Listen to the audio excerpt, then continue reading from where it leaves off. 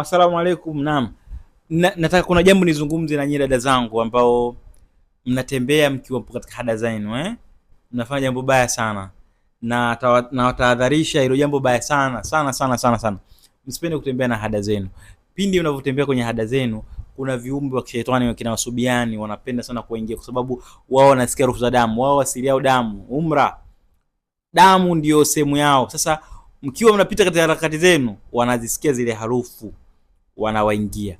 Wakishawaingia wanakuja kuishi baina ya kitovu na hapa katikati hapa kwenye kinena hapa baina ya tumbo la chini hili, wanakuja kuwaingia. Wakiwaingia, sababu wale ni wabaya, wanakuja kufunga, wanakubadilisha ule mwili, wanakubadilisha kila kitu ambacho nacho. Utajikuta umeingia kwenye breed zako, labda una mipango yako mizuri, lakini pindi inapoisha mipango yote inaharibika.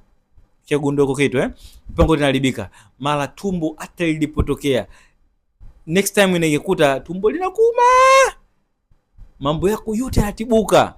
Amjui ile ni sababu kubwa sana mnaotembea nayo kaida zenu. Ni sababu kubwa sana kuchafua mwili wako, hali zako sasa zinabadilika. Kumbe umetembea tu, upo katika hizi zako. Sasa wadada wengi najua mnafanya hivi, ili jambo baya sana. Sasa tunaliondoshaje?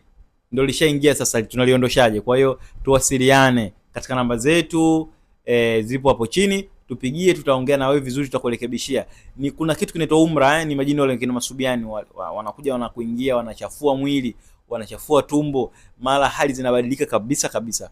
Tuwasiliane katika namba zetu, tutalisolve hilo jambo, tutakupasulia nazi, tutakufanyia dua kidogo, mambo yatakaa vizuri. Alhamdulillah, hilo ndio nataka niwaambie ndugu zangu. Naam. Fuatilieni na subscribe Jecha Online TV kwa more information na elimu na maarifa ya kitiba.